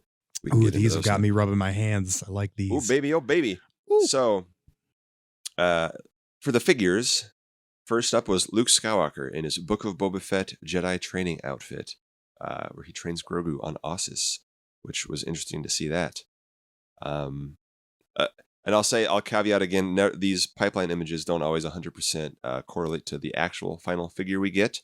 Yeah. But so in Book of Boba Fett, Luke wears more of a sort of traditional Jedi robe, sort of like a gi, if you will. His jujitsu robes. Yes. Yeah. So a little bit more prequel style robes. My guess is they're going to just add a new torso to the Luke figure that they just did everything but the torso and the head. Don't know if he's going to have the backpack. We know the Black Series is getting a Grogu and Luke build-up pack. We've got Grogu's to spare in TVC, but it'll be interesting to see what happens with this figure. It's nice to have it. It's nice to have more Book of Boba Fett figures coming, which is awesome to see. We'll have more to say as these things come out. But Just a big one for Evan. Yeah, if you want to say more yeah. about this. Yeah. I don't know how much we have to say about each of these items, but if you have something to say, jump so I'm just looking at, reference stills from the show, right? So there's two different looks that he has in the training Correct. scene. Correct. in. Oh, Yeah. right. One, Yeah, because there's one where he's just wearing, without the tabard, he's just wearing the gi itself. Yep. And then he Um, puts on the tabard and belt as well in a yep. different scene. So it's going to be Which, interesting. if they tool up a new torso with depending on where the cut is for the belt, if they tool up a new torso for that with the prequel style like lines and the tabard, that could lead to reuse and kit bash with some other existing parts to achieve one of the figures in the next pipeline reveal. And Interesting. also that would be how he's supposed to look in his Mandalorian debut. season 2, season Yes. finale. The figure that we're just getting. Correct. Yeah. Yes, that Not that 100%. everybody was complaining is wrong, and rightfully so, Yeah. because technically it is. Yeah. But But so, yes, a Jedi robe, which we may be seeing in this next pipeline reveal. The Obi-Wan Kenobi and Battle Damaged Darth Vader 2-pack from the Obi-Wan Kenobi series. Evan is rejoicing. Yes. Yeah, that honestly, that pipeline reveal of that was let me, we've had the sad beeps, happy beeps, all that stuff. Let me kick the dust off of the earnestness beeps and just say that I've been feeling pretty down about this hobby in some ways, in a lot of ways. Yet it was really nice. This reveal kind of just snapped me out of a little bit of a haze of, being so cynical about it, where what's going to happen with it'll happen. If they make it inaccurate, I'm sure that'll be something I'll be all sad about, but whatever. This was just the shot in the arm I kind of needed to breathe some renewed energy into how I feel about collecting right now. So it meant a lot to me. So I know folks out there don't love the source material that this duel is from. That's fine.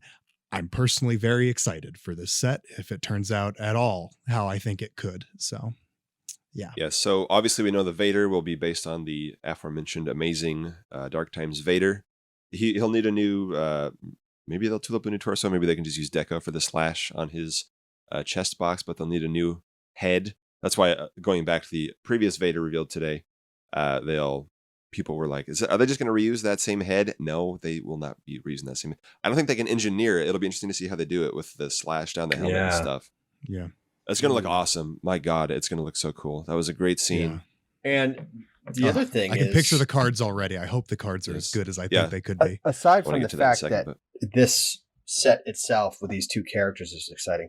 Also exciting is the prospect of this new expression and what else we yes. could potentially see as showdown packs or dual packs or whatever, right? Yeah. So Or even just 2-packs of things that go together. This is the thing, though. So what do we all think it will look like, though? Because, yes, it could be 2 cards, like the retro, 2 cards in a box. Mm-hmm. It could be a windowed box, a bit like a smaller version of the Rescue set, where they're in a stance fighting each other. Or it could actually just be almost like the deluxe box, couldn't it? Because you could easily get 2 figures in that. Well, in that deluxe, because exactly the the same deluxe size. And those deluxe boxes are kind of based on the old 2-packs from the Kmart exclusives from about a decade ago, like Ewok packs, the Imperial scanning crew, those sort of sets. So do you think Hasbro will take the I don't opportunity to lose the plastic in this? Because obviously, I know we kept TVC, on cards because it's important to us, and they obviously recognise that. But I'm sure there's a trade-off somewhere where they're thinking, well, any percentage they can get, which is where the deluxe stuff comes in, I'm sure. Any percentage they can get that's lost that plastic is a win for them. And so you have to wonder if some of these other expressions, they could get away with not having it. And I know Evan's sitting there thinking, no, I need this on a card. But yeah. If we don't, though, I'd buy them in a friggin' greasy bag if I had to. Like these 2 characters in that look, like this 2-pack, I would buy it. However, they could just throw it at me from across a room and be like, take it, nerd. And I would be excited. They would be awesome cards. They though. would be. They would be awesome cards. Yeah. However, if they were in like the deluxe box as well, that would also be rad because I love how they do the figure photography on those boxes where you get, you're not seeing the figure itself because there's no window or whatever, but I would love to see, with the quality of those shots that they take for those deluxe packages, I think it would be a really cool with looking the red thing and to blue, see those the two colors. figures. Yeah, the color would just be incredible. Definitely. Yeah. So I mean, there is a fourth option. I would prefer actually. cards, of course, but There's a fourth option. You know that? Do you remember that the guy? I can't remember his name. Who did the custom cards where he had like two bubbles on double card, which they did years ago, didn't they? For the realistic Clone Wars packs. Here's a question for you guys. But Disney did it with R2 and 3PO in 2017. I don't think they'll do that. But the only comparable thing that I can think of, and I think it was some kind of like celebration exclusive or something. You guys are going to have to jog my memory, but the Forlom and Zuckuss two packs that was in the vintage collection. Box. Maybe something like that?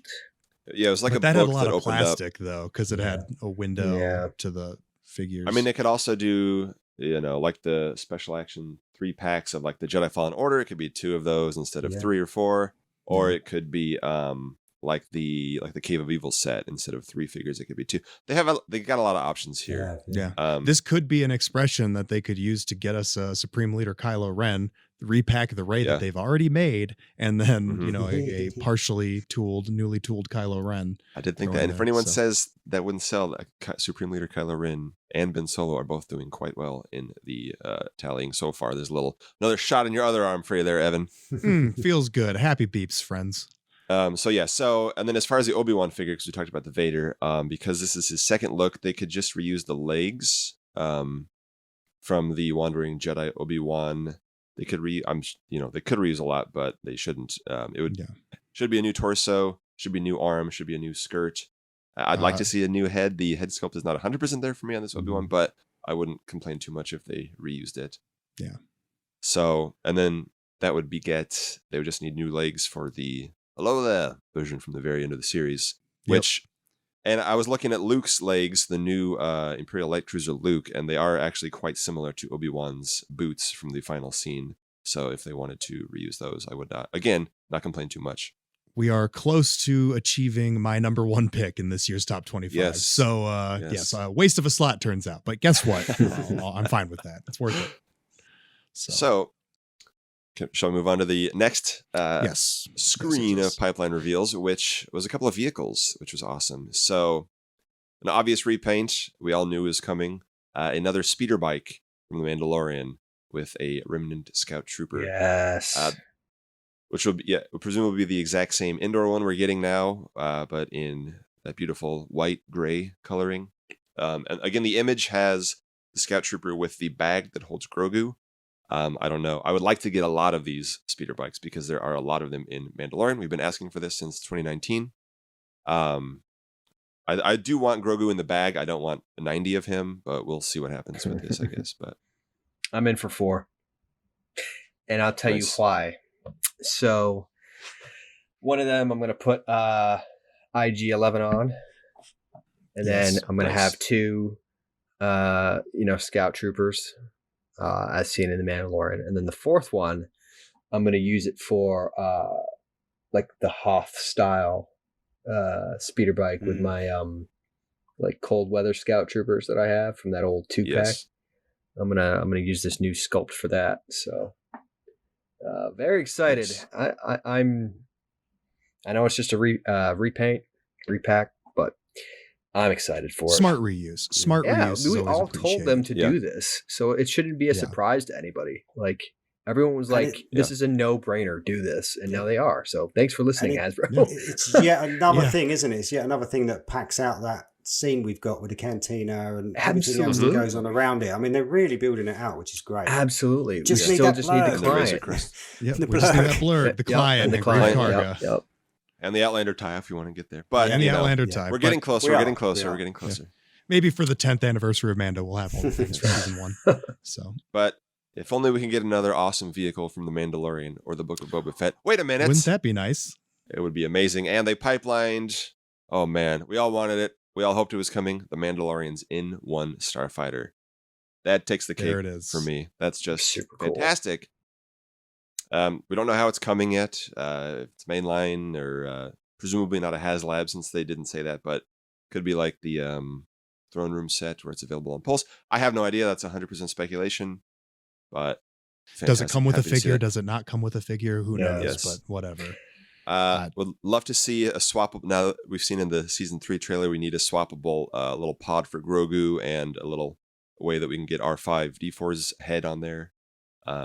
If maybe they started tooling it before we saw that in the trailer. I hope not. Oh, I really hope not. Fantastic to see that. So yeah, I want to say real quick. So now this is 5 vehicles that we have upcoming or shipping now. So we have the Slave One Boba Fett Starship repack hitting right now. We have the speeder bike, newly tooled Return of the Jedi speeder bike. We have the ATST repack repaint with Chewbacca. We have this speeder bike, and we have the Mandalorian's N1 Strike Fighter. So that's 5 vehicles either hitting our inboxes right now or on the way, which is fantastic to see because we didn't get anything other than the Razor Crest last year. So I'm really, really happy about that. Very excited about this that. is shaping up to be a really great year and possibly the healthiest year since the relaunch of the line. You know, they're doing a lot of new stuff, right? They're doing these deluxe, you know, expressions now. They're doing trooper packs. They're doing 2-packs now. They're doing small vehicles. They're doing larger vehicles, right? Maybe considered a medium size with this N1, right? And the ATST. They're doing a lot of stuff, and it's really great to see. I think the only thing that's missing to bring back the feeling of old lines and the diversity that we used to get is beasts. Things like a blurg or a mudhorn or something like that. That's the only thing I feel like at this point is just missing from the line. What do you guys think? Yeah, I mean, uncertain figures, obviously. We go on that. Go on about that all day long. Right. But All month in March. In terms of expressions, as they say, and I hope that the new vehicles open the door to, get a blurg in that speeder bike size box. Get, like you said, a mudhorn. I want that crazy critter that was walking around in the Bad Batch a couple episodes ago. I know it's not going to happen. I would love a Moochie. Get Boba's Rancor out in the line and the scale that can accommodate it. If they just they tooled up some new arms for it, that'd be rad. But yeah, I'd love to see this new 2-pack idea, which we haven't seen in a long time. More vehicles, which is awesome to see. So yeah. Very excited about that. For me too, it's like Return of the Jedi 40th. We're getting Return of the Jedi stuff, which is great. But I was encouraged by the reveals and the pipeline, and then and some of the previous pipelines that we have as well, where this feels like a more complete kind of line to me. Vehicles, but like different media property, both new and old, being represented in meaningful ways, not just like we threw this one glup at you from this show and no main characters for it.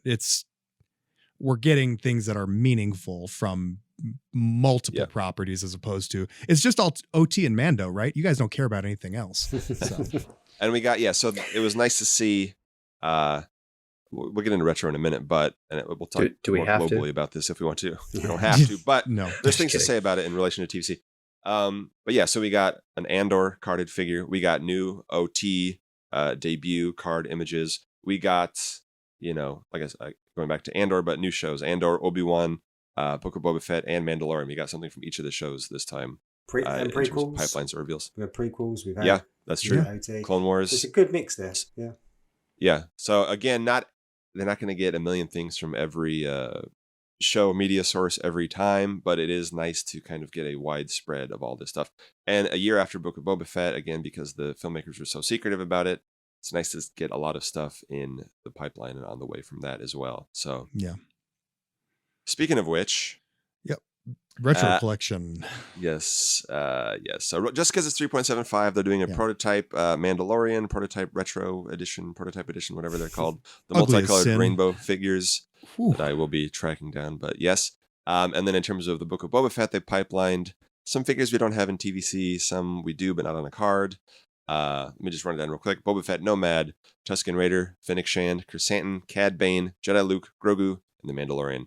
It is a little annoying, I gotta say, heading into March Madness Year 3, that Chrysanthemum is pipelined for Retro Collection and Black Series, but not Vintage Collection, as he won the bracket last year. Hopefully that's a good sign for his chances coming into TVC soon, but it is still quite frustrating again, we have the Boba Fett Nomad, but not on a card, so maybe we'll see that image. I'm sure they'll repack him in a few years. One funny thing about the Tuskens is that now there's a different Tusken coming to each line. So Vintage Collection gets the Tusken Warrior, Black Series gets the Tusken Chieftain, and now Retro gets the Tusken Raider, which I presume will be a repaint of the A New Hope version that we still do not have in hand. But fall 2023. It's the Knights of so Ren all over again. Yeah. yes, this is a perfect balance the scales Hasbro thing. I'm glad that everybody who likes these different lines is getting a little bit of Tusken fun, but Who's this for? I want to display them all together in a thing. I don't want a giant chieftain overseeing the super articulated warrior and the old style Tusken Raider. I don't know. That's a little funny to me, but whatever. Hey, from Hasbro's perspective, they gave you all the figures you were asking for. Yes. Yeah. Scale doesn't matter. They put them out there. Yeah. Oh, God. Yeah. I up until the Obi-Wan wave, I was able to view Retro as fairly harmless, as a decent pipeline with the new media, at least, because for Mandalorian it turned out this way, that pretty much anything that was coming to Retro for the new media, for Mandalorian that is, ended up making its way to TVC in short enough order, whereas the Obi-Wan Retro wave happened, and then it was just like radio silence, like, oh, I don't think we're gonna get those Inquisitors, man. I don't think we're gonna get Ned B. But I don't know. We'll see. Well, luckily we do have, John, as you said, we've got some of these figures already in TVC or coming in some capacity or another. So I was less bothered by this pipeline. Just Chrysanthemum is the one that's just kind of stuck in my craw a little bit. But yeah. And the Tusken Raider, if they can repaint him for Retro, they can repaint him for TVC. So yes. Please. I'll say real quick, the only thing that, well, in addition to the weird Black Series poster Vader, the only thing they got that TVC does not have is the Old Man Indoor Rebel Commando, which is an alt head for the main young guy, which is the Nick Sant, which is clearly now modeled after Tamora Morrison as Captain Rex. We just got him in his Scout Trooper disguise with the bunker, but we actually don't have him as in his regular Rebel Commando fatigues. So it would be great to see that. Still hoping for some indoor Rebels to fill out that bunker this year. But well, we don't have Ki-Adi-Mundi in TVC either, but we do have him in 3 3/4 inch. I forgot about him. Yeah. So he's all right. So there you go. Yep. So overall thoughts real quick, guys. I think we kind of covered it mostly while we were going, but for me, I just was taken by surprise by that, like, Obi-Wan 2-pack, something that wasn't even on the radar in the realm of possibility. So it was nice to be very pleasantly surprised for something that I actually really, really wanted. And, again, the whole kind of more complete, looking at it through a macro lens of a more complete line with more offerings, more diversity in what they're offering. So in terms of these reveals, I thought it was smart this time to reveal the repacks alongside some actual factual new stuff and some really smart partial tools that, we can complain about the old stuff, but that build up to a still a good figure. Because there was a couple months where it was nothing but repacks being revealed, and it was like, oh my, not a lot of stuff shipping. So some people were like, oh man, this is getting boring. This is getting old. I have this stuff. I don't have any new stuff in hand. But now that new stuff is shipping, finally, and new stuff is being announced, new stuff is being pipelined. So happy beeps are here again, folks. Yeah, just really nice mix, wasn't it? Really good to see the quantity as well. Even though there was some repacks in there, I think people didn't mind it. I think because you just saw, they kept giving us stuff, and it's always great when they just keep giving us stuff and keep, And then the pipeline. I think we were all happy, and then it's like, oh, and we have pipelines. It's like normally you're waiting for those because you're just desperate for something else. And actually, I kind of forgotten about pipelines because I was so happy with what they'd given us. But I think also what makes this. Is because you said it earlier, Evan, but these high mileage sculpts, I think a lot of the stuff we saw also has the potential for much more. So it's not just, here's a bunch of figures, enjoy these. It's here's a bunch of figures, but actually, we can see that further on this year and probably going on, we're going to get a lot more out of this. And so I think that's the real win for me as well. It's just that constant improvement of the TVC tooling library that enables us to get closer and closer to where Black Series are. Absolutely. Yep. So you have on here, like, what do we hope to see in the next year, 5 years, 10? I mean, for me, obviously the figure that I want most in the vintage collection is Thrawn, right? And before Piet was shown to be coming, I was thinking to myself, we gotta wait until he makes his live action debut, and then it'll take a year and a half after that to get him tooled up and put out there, and then I'll have to wait another year or whatever to get that figure actually in hand. And now that we have the Piet tooling, hopefully, assuming that his appearance isn't drastically different, maybe they have to tool up a new torso and a new head. That's about it, right? Hopefully I can get that character a little bit faster after he shows up in Ahsoka or, whatever. Hopefully. That's just something that I'm really hoping for. So Ahsoka's this year, right? Yeah. Yes. Okay, cool. Maybe, possibly, we might get a cameo, sneak peek of him in Mandalorian season 3. I have a strong suspicion we're going to see him at like the very end of the season, but like a Thanos style Marvel teaser at the end. Yeah. He'll open his red eyes or something. Yeah. Well, they did it with Boba, didn't they? Book of Boba at the end of Mandalorian. Exactly. So quite possibly. Yeah, I think they'll tease him, but we'll see. Yeah, but Star Wars is dead, so why are we all here? So anyway, well, all right. Just going forward, just saying about the next 5-10 years. The one thing for me, the one thing that we are still lacking, not to end on a negative note, but one thing I think I would like to see is just that more, the new media hitting that at the right times alongside, where Black Series are getting theirs. I think, we're doing great now. We've got some, great articulation. We've got great quality coming through. Like you're saying, all these different, lines and expressions, brilliant. But we just need, at the moment, we're still sitting on, currently I have 2 Andor figures. You guys haven't even got any. We're still at that point where we're just trailing that new media. And I think that's where we need to just see a little bit of improvement. Yeah. Yeah. And I think it'll only be easier for them as they have a more modern, updated new library, tooling library to choose from, that they will be able to, instead of always be chasing the new media, they'll have some things that they can do pretty quick. Like Tyler, you were saying with Thrawn, where it's like, I wouldn't be surprised if Thrawn was somewhere in a wave that comes out within either the time that Ahsoka's airing or within a couple months of it wrapping up. So I can only fingers crossed. Of course, it would be super nice if they did the thing that they sometimes do, where they do like the classic appearance of a character who's coming back, like we got the Return of the Jedi Boba Fett as he was coming back in Mandalorian. With things like that. Attack of the Clones, Obi-Wan and Anakin. Sure, yeah. So possible, not saying it's likely. I don't know. We'll see. But yeah, I thought it was a great stream overall. I'm generally, the energy was good too. I felt very positive about it. Yeah. Much happier with this than some of the other streams recently. But yeah, happy with a lot of these reveals. So there you go. It's always nice to be surprised. Yes. Sweet. All right, guys. Well, just as I dovetail into the finale here, guys, happy beeps. Love you all. Appreciate being a part of this team. Can't believe we've done this for 50 episodes and here's to 50 more.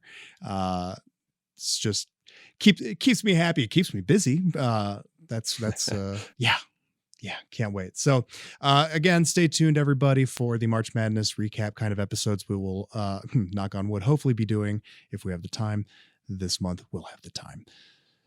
On to the next 50 episodes. So everybody out there, here's the part where I get all beggy and all that. If you get a chance, please rate and review the show. There's a handy link in our SWTVC Instagram bio to make it even easier for you. It is something so small, but makes a big impact on us and helps us grow and spread the good word of TVC. All right, guys, as always, keep 375 alive. Back TVC, balance the scales, Hasbro, finish the 96, vote for Velkin, time for Tonica, bring me Ben Solo, get hyped for SWTVC March Madness 2023. Thank you for listening, and may the Force be with you.